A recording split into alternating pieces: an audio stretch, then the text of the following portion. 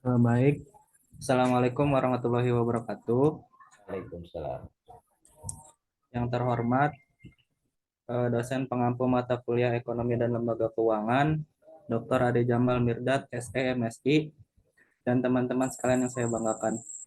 Di sini kami dari kelompok 6 ingin mempresentasikan materi tentang bank umum berdasarkan prinsip syariah.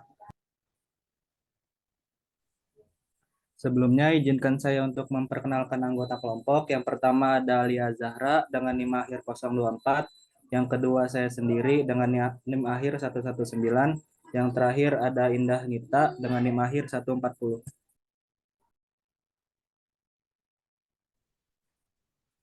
Berikut adalah outline penjelasan dari materi kami. Yang pertama ada sejarah dan pengertian bank syariah, meliputi sejarah dan perkembangan bank syariah, definisi dan prinsip-prinsip dasar.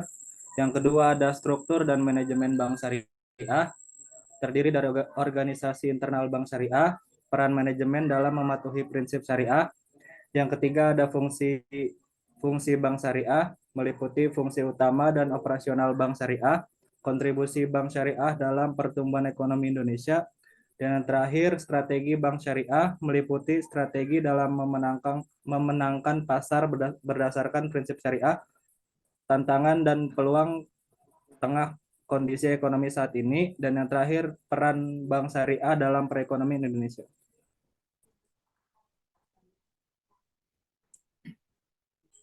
Materi selanjutnya, materi yang pertama akan dijelaskan oleh rekan saya Indah Nita. Dipersilakan. Baik, terima kasih moderator. Jadi pada materi pertama ini kita akan membahas sejarah dan perkembangan bank syariah.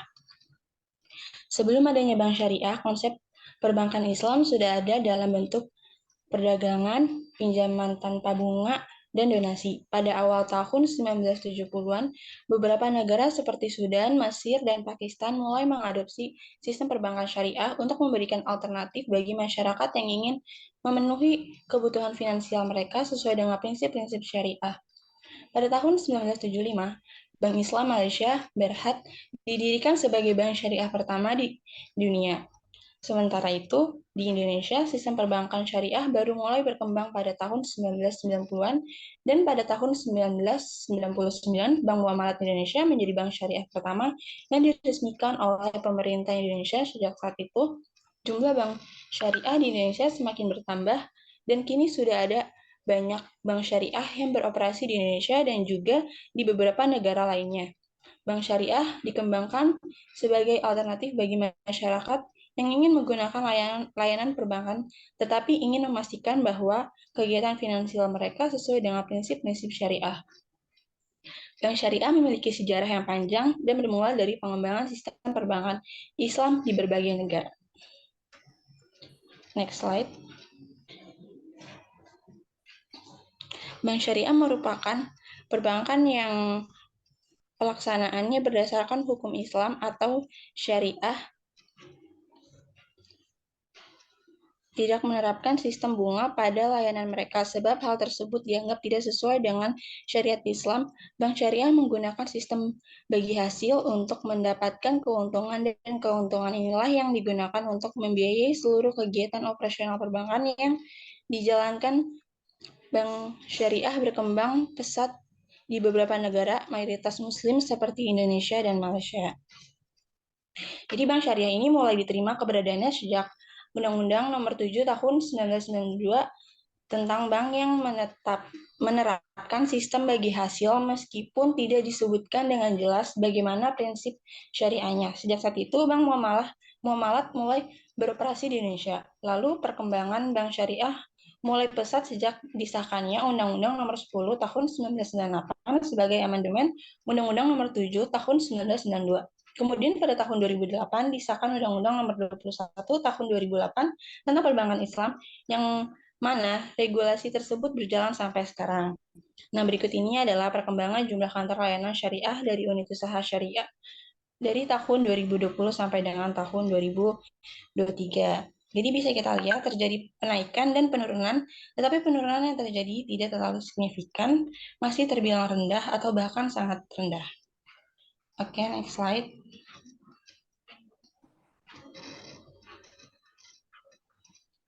Nah, jadi pada gambar tersebut yang dilansir dari OJK pada tahun 2020, perbankan market share perbankan syariah pada 6,18%, digambarkan dengan warna merah, dan bank konvensional dalam warna abu-abu.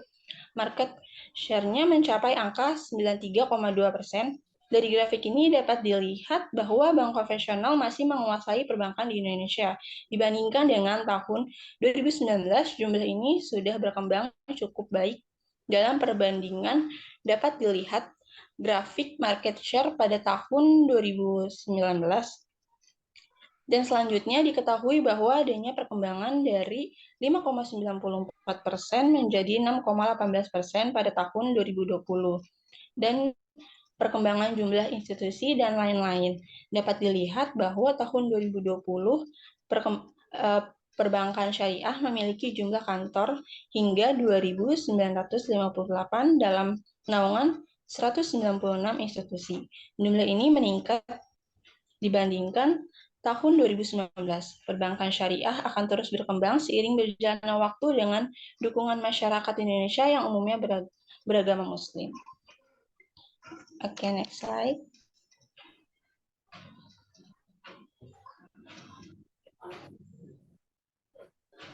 Selanjutnya ada prinsip-prinsip bank syariah. Yang pertama, prinsip kepatuhan syariah. Jadi prinsip yang menunjukkan bahwa suatu bisnis atau investasi harus dijalankan dalam batasan aturan-aturan syariah Islam. Contohnya itu dari prinsip ini adalah sebuah bank syariah yang hanya memberikan produk-produk keuangan yang sesuai dengan prinsip syariah seperti tabungan dan pembiayaan berdasarkan akad-akad syariah. Yang kedua itu ada prinsip bagi hasil, mengacu pada prinsip bahwa keuntungan dan kerugian harus dibagi secara adil antara pihak-pihak yang terlibat dalam suatu bisnis atau investasi. Contohnya dari prinsip ini adalah sebuah perusahaan yang memberikan saham kepada karyawan sebagai bagian dari penghasilan mereka, sehingga keuntungan dan kerugian perusahaan juga dibagi bersama-sama.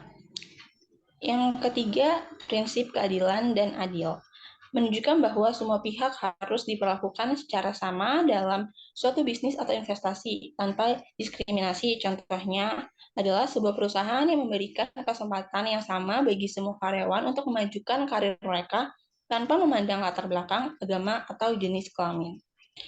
Yang keempat, prinsip larangan riba. Mengacu pada prinsip larangan memberikan atau menerima bunga dalam suatu transaksi keuangan. Contohnya dari prinsip ini adalah sebuah bank syariah yang tidak memberikan pinjaman dengan bunga, tetapi memberikan pembiayaan dengan skema akad-akad syariah yang halal. Yang kelima ada prinsip kemitraan, menunjukkan bahwa suatu bisnis atau investasi harus dijalankan melalui kemitraan yang adil antara pihak-pihak yang terlibat. Contoh dari prinsip ini adalah dua perusahaan yang bekerja sama dalam proyek perkembangan dan keuntungan serta kerugian proyek dibagi secara adil sesuai dengan kesepakatan. Yang keenam, prinsip transparansi, mengacu bahwa informasi yang relevan tentang suatu bisnis atau investasi harus tersedia dan dapat diakses oleh semua pihak yang terkait. Contohnya, sebuah perusahaan yang secara terbuka menyediakan informasi tentang keuangan dan kinerja mereka sehingga investor dapat membuat keputusan yang tepat. Yang ketujuh, prinsip tanggung jawab sosial, menunjukkan bahwa suatu bisnis atau investasi harus bertanggung jawab terhadap dampak sosial dan lingkungan dari kegiatan mereka. Contohnya, seperti sebuah perusahaan yang melakukan program tanggung jawab sosial seperti donasi, program lingkungan, atau mengikuti standar-standar etis tertentu. Yang ke-8, prinsip amanah, menunjukkan bahwa suatu bisnis atau investasi harus dijalankan dengan integritas dan kejujuran agar dapat dipercayai oleh semua pihak yang terkait. Contoh dari prinsip ini adalah sebuah perusahaan yang selalu berkomunikasi dengan jujur dan terbuka dengan para klien dan investor mereka. Yang ke-9, itu prinsip universalitas, menunjukkan bahwa suatu bisnis atau investasi tidak boleh membedakan perlakuan terhadap siapapun berdasarkan faktor-faktor seperti jenis kelamin, agama, ras, atau latar belakang lainnya. Contohnya adalah sebuah perusahaan yang mempekerjakan orang-orang dari berbagai latar belakang dan memberikan kesempatan yang sama bagi semua karyawannya. Dan yang terakhir, prinsip syarat asal mengacu pada prinsip bahwa suatu bisnis atau investasi tidak boleh didasarkan pada ketidakpastian atau spekulasi yang tidak jelas. Contohnya adalah seorang investor yang berinvestasi dalam aset yang memiliki nilai yang jelas dan pasti, bukan dalam instrumen-instrumen keuangan yang spekulatif dan tidak jelas nilai pasarnya. Sekian yang dapat saya sampaikan, saya kembalikan ke moderator.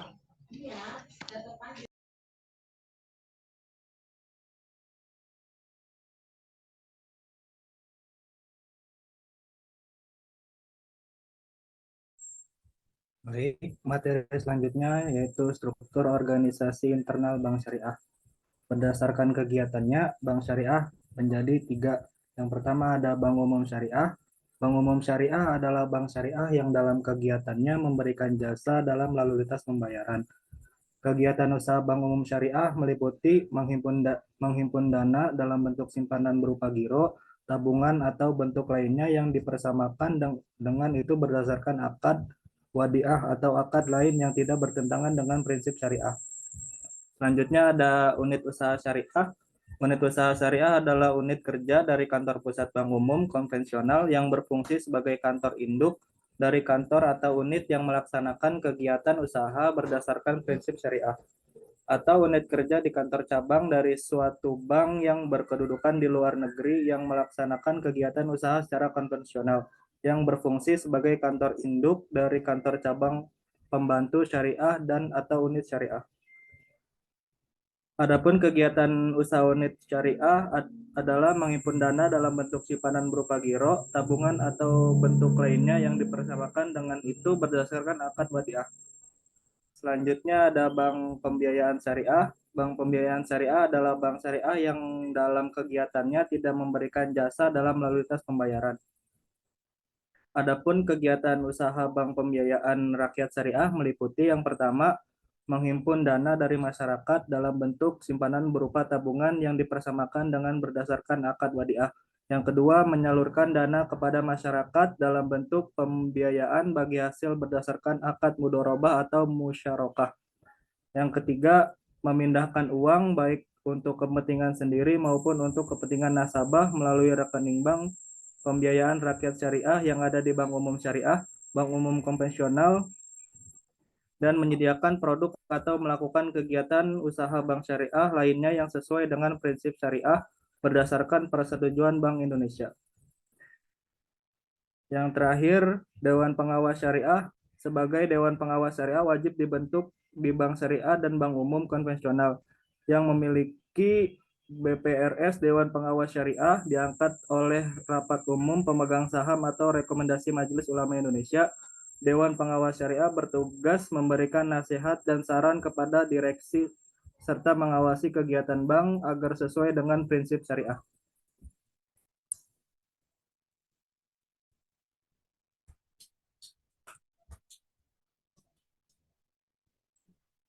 Materi selanjutnya yaitu peran manajemen dalam mematuhi prinsip syariah. Manajemen bank umum berdasarkan prinsip syariah merupakan pendekatan manajemen yang sesuai dengan hukum Islam yang dikenal sebagai syariah. Prinsip-prinsip syariah memadu praktik perbankan agar sesuai dengan ajaran agama Islam. Berikut adalah beberapa prinsip manajemen dalam bank umum berdasarkan prinsip syariah. Yang pertama ada larangan riba atau bunga. Yang kedua ada transparansi dan keadilan. Yang ketiga adalah ada larangan investasi dalam bisnis haram. Yang keempat ada bagi hasil atau mudoroba dan musyarakah.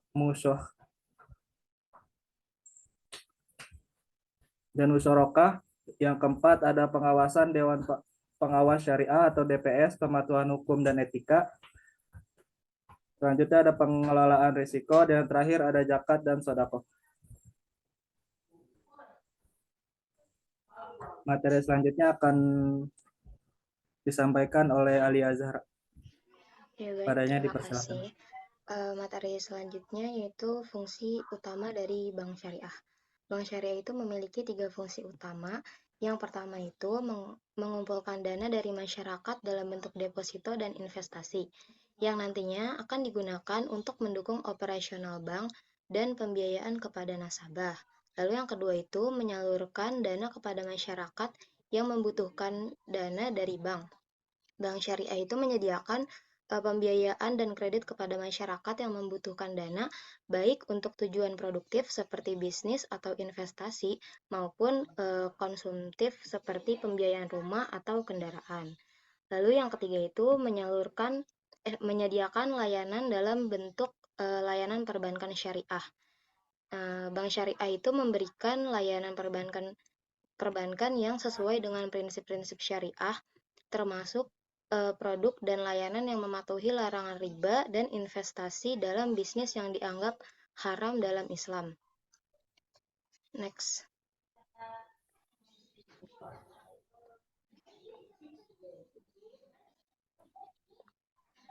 Baik, selanjutnya yaitu operasional bank syariah. Terdapat beberapa langkah umum yang diambil oleh bank syariah dalam menjalankan operasionalnya. Yang pertama itu kepatuhan terhadap prinsip syariah. Bank syariah menjalankan operasionalnya dengan ketat mematuhi prinsip-prinsip syariah, termasuk penetapan Dewan Pengawas Syariah atau DPS, untuk memastikan audit syariah berkala oleh pihak independen. Hal tersebut dilakukan agar menghindari penggunaan sistem bunga atau riba dengan mengadopsi struktur keuangan syariah yang sesuai dengan hukum Islam. Lalu, produk dan layanan keuangan syariah.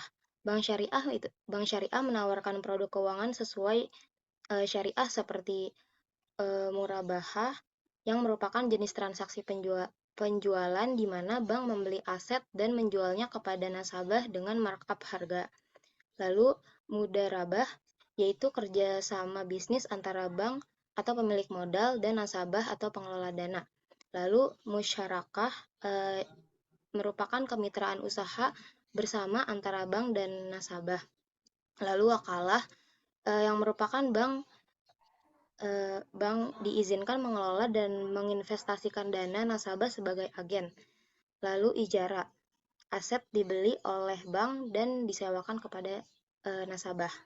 Mereka juga berupaya terus mengembangkan produk baru yang tetap mematuhi prinsip syariah sambil memenuhi kebutuhan nasabah. Selanjutnya ada pengaturan dana. Bank syariah menggunakan konsep mudharabah dan musyarakah untuk mengelola dana nasabah. Dalam mudharabah, bank itu sebagai pemilik modal dan nasabah sebagai pengelola dana berbagi keuntungan dan kerugian sesuai kesepakatan. Dalam musyarakah, kemitraan bisnis dibentuk antara bank dan nasabah dengan pembagian keuntungan dan kerugian. Selain itu, untuk dana simpanan, bank syariah menggunakan akad wadiyah, di mana bank ini bertanggung jawab atas keamanan dana nasabah tanpa memberikan imbalan kepada nasabah. Yang keempat itu ada pematuhan hukum Islam. Menjalankan transaksi yang sesuai dengan hukum Islam, menghindari investasi dalam bisnis yang dianggap haram dalam Islam seperti alkohol, perjudian, dan sejenisnya. Ekonomi Indonesia melalui beberapa cara. Mereka menyediakan pembiayaan untuk pelaku usaha, untuk modal kerja, investasi, dan konsumsi. Pembiayaan ini membantu meningkatkan aktivitas ekonomi dan pertumbuhan sektor-sektor ekonomi yang beragam.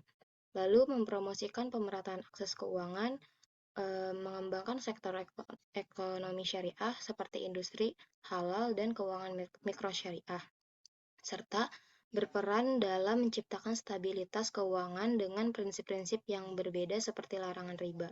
Semua ini membantu meningkatkan aktivitas ekonomi, inklusi keuangan, dan kontribusi positif terhadap pertumbuhan ekonomi secara keseluruhan. Next.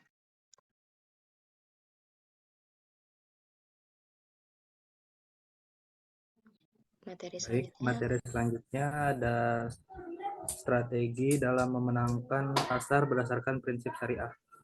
Strategi bank syariah adalah rencana aksi yang dirancang khusus oleh bank yang beroperasi berdasarkan prinsip-prinsip syariah untuk mencapai keberhasilan dalam industri keuangan sesuai dengan nilai-nilai dalam pedoman Islam.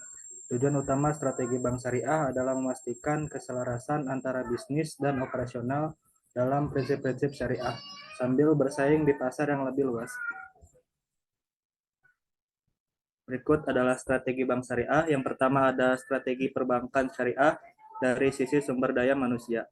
Sumber daya manusia sumber daya manusia atau biasa dikenal dengan istilah SDM adalah salah satu aspek di dalam manajemen yang sangat penting. Peran sentral SDM di dalam sistem manajemen dan perekonomian sangat mempengaruhi bagaimana perkembangan sebuah organisasi atau perusahaan. Tanpa SDM yang memadai, seluruh kegiatan operasional perusahaan akan terhambat. Dengan demikian, SDM harus dapat berkompetisi dan bersaing secara ketat dengan SDM lain agar muncul SDM yang unggul dan berkualitas. Keberhasilan pengembangan bank syariah lewat level mikro sangat ditentukan oleh kualitas manajemen dan tingkat pengetahuan serta keterampilan pengelolaan bank. Oleh karena itu, kualitas sumber daya manusia harus terus ditingkatkan, baik pengetahuan tentang manajemen perbankan maupun pengetahuan tentang syariah perbankan melalui pelatihan.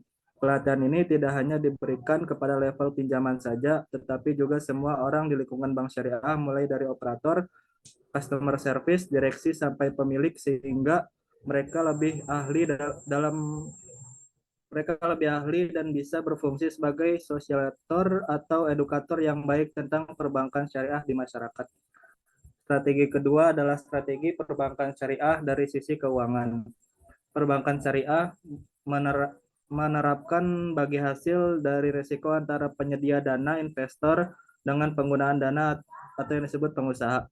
Mirip dengan perbankan konvensional, tingkat keuntungan yang maksimum yang sesuai dengan nilai-nilai syariah juga harus diperhatikan agar pihak-pihak yang terlibat dapat menikmati keuntungan tersebut.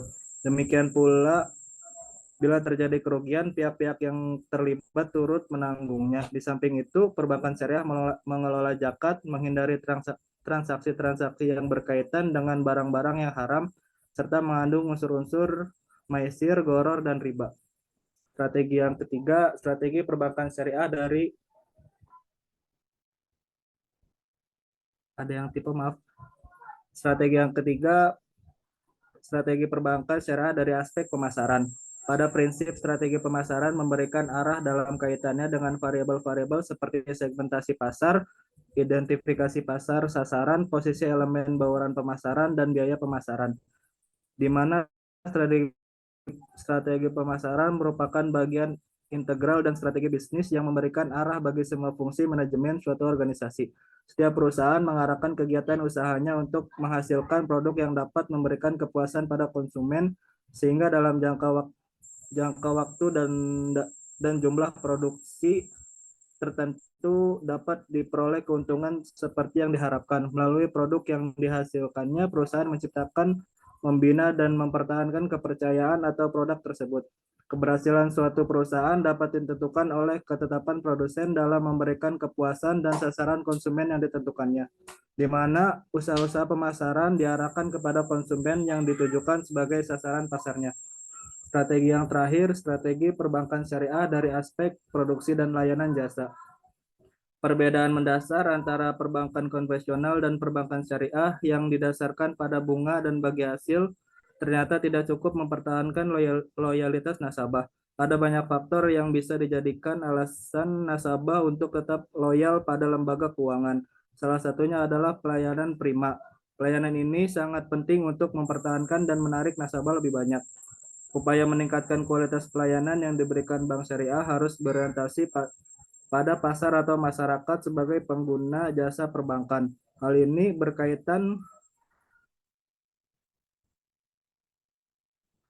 berkaitan dengan harapan masyarakat. Mereka ingin mendapatkan hubungan yang baik dengan bank yang nyaman dan mudah melakukan transaksi.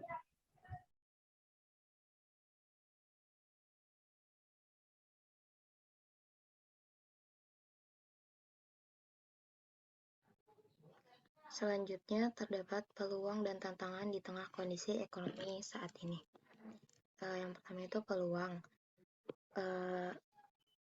Yang pertama, captive market, yaitu mayoritas penduduk Indonesia adalah Muslim, sehingga mereka memiliki sentimen psikologi untuk menggunakan layanan perbankan syariah yang menawarkan jaminan keamanan halal.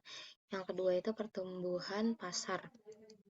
dengan meningkatnya kesadaran masyarakat terhadap keuangan syariah, terdapat peluang untuk mengembangkan produk dan layanan perbankan syariah yang lebih inovatif dan sesuai dengan kebutuhan pasar. Yang ketiga itu, pemerintah Indonesia telah memberikan dukungan dan insentif untuk perkembangan perbankan syariah, seperti pengaturan regulasi yang mendukung dan pembiayaan proyek-proyek infrastruktur melalui instrumen keuangan syariah. Lalu, terdapat tantangan. Yang pertama itu, bank syariah harus memastikan bahwa operasional mereka sesuai dengan prinsip-prinsip syariah. Hal ini membutuhkan pemahaman yang mendalam tentang hukum Islam dan pengawasan yang ketat untuk memastikan kepatuhan syariah. Lalu yang kedua itu, bank syariah harus bersaing dengan bank konvensional yang telah mapan dan memiliki jaringan yang luas. Mereka mengembangkan strategi pemasaran yang efektif untuk menarik nasabah dan memperluas pangsa pasar. Lalu yang ketiga itu, perbankan syariah membutuhkan sumber daya manusia yang memiliki pemahaman yang baik tentang prinsip-prinsip syariah dan juga memiliki keterampilan dalam bidang keuangan dan perbankan. Kurangnya tenaga kerja yang terampil dapat menjadi tantangan dalam pengembangan perbankan syariah. Next.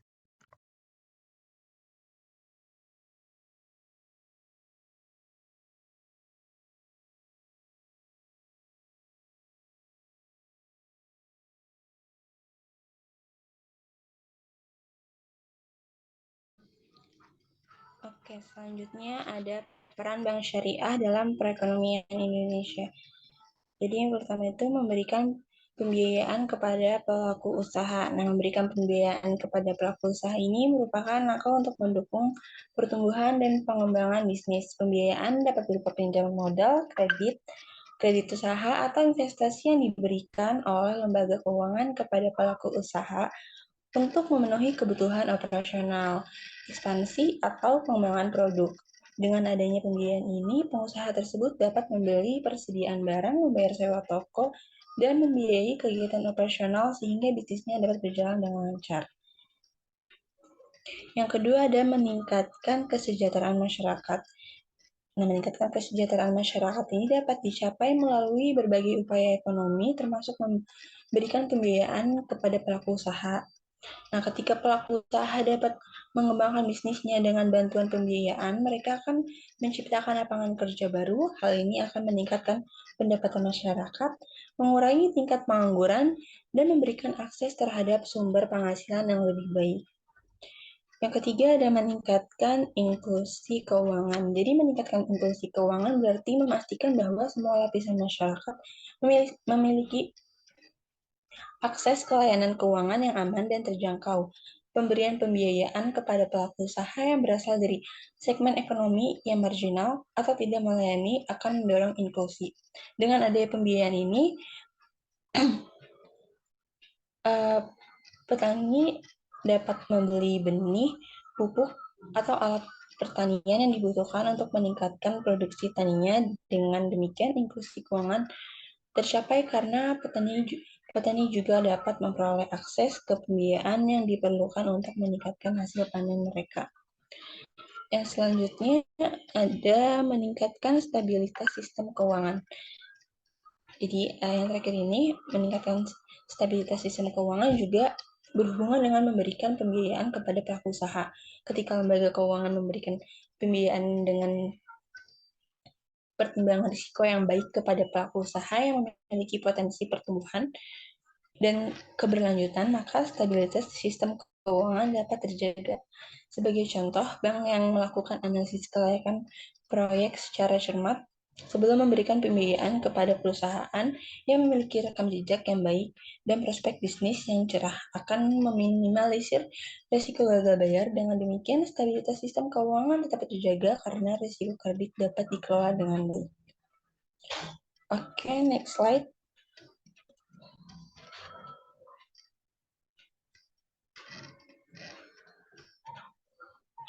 Nah, jadi ini adalah akad dan sektor serta PD yang terjadi dalam bank syariah. Jadi jenis penggunaannya itu investasi terdapat 23,59%, modal kerja di angka 32,69%, dan konsumsi di angka 43,72%. Dan terdapat 5 sektor terbesarnya. Yang pertama itu rumah tangga sebesar 41,90%, yang kedua perdagangan besar dan eceran sebesar 10,23%, yang ketiga ada konstruksi sebesar 8,31%, keempat industri pengolahan sebesar 7,75%, dan terakhir ada perantara keuangan sebesar 5,61%. Dan di sini juga ada persentase dari akad bank syariah itu sendiri, dan jumlahnya itu sebesar 336,39 triliun dengan jumlah rekening 5,43 juta. Jadi walaupun bank syariah ini menggunakan sistem bagi hasil di dalam setiap aktivitas dan operasional perbankan, bank syariah justru dapat berperan dan memberikan kontribusinya di dalam meningkatkan kesejahteraan ekonomi dengan cara memperkembangkan modal, pendapatan, dan kekayaan masyarakat di dalam kegiatan investasi, produksi, dan usaha-usaha baru melalui pembiayaan-pembiayaan yang dilakukan bank syariah. Dengan kata lain, bank syariah mempunyai peran dan kontribusi di dalam pertumbuhan dan pembangunan ekonomi. Bahkan peran dan kontribusi bank syariah merupakan peran dan kontribusi positif, karena kegiatan yang dilakukan oleh bank syariah sangat jauh dari praktek-praktek spekulasi, penimbunan, gahar atau penipuan, dan usaha yang bersifat perjudian. Semua bentuk ketidakadilan ekonomi tersebut dilarang oleh Islam, dan di dalam sistem ekonomi Islam termasuk di dalam sistem keuangan Islam. Dengan demikian, peran dan kontribusi bank syariah sangat mendorong kepada terciptanya kegiatan real ekonomi. Peran dan kontribusi bank syariah di dalam meningkatkan kesejahteraan ekonomi masyarakat dan di dalam pertumbuhan dan dapat dilihat dari pembiayaan-pembiayaan yang diberikan bank syariah di sektor usaha skala kecil dan menengah.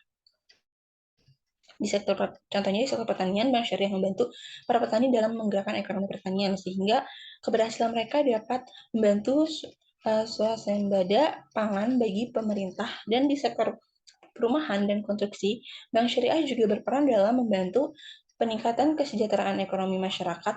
Inilah peran dan kontribusi positif yang diberikan oleh bank syariah dalam membantu pertumbuhan dan pembangunan ekonomi. Oke, sekian yang dapat saya sampaikan. Saya kembalikan ke moderator.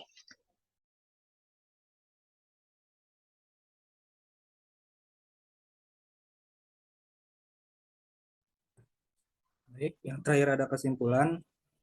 Bank Syariah adalah sebuah lembaga keuangan yang tumbuh dan berkembang sejalan dengan perkembangan sejarah ekonomi dan keuangan global.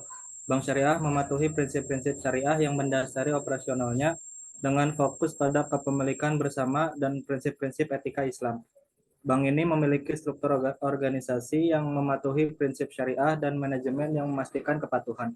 Fungsinya mencakup penyediaan layanan perbankan syariah dan berkontribusi dalam pertumbuhan ekonomi di Indonesia.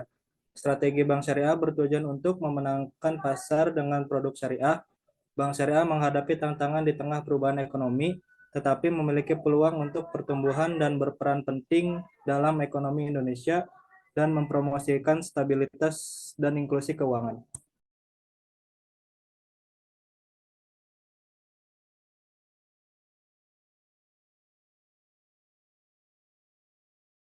Berikut ada daftar pustaka dan referensi yang kita dapatkan.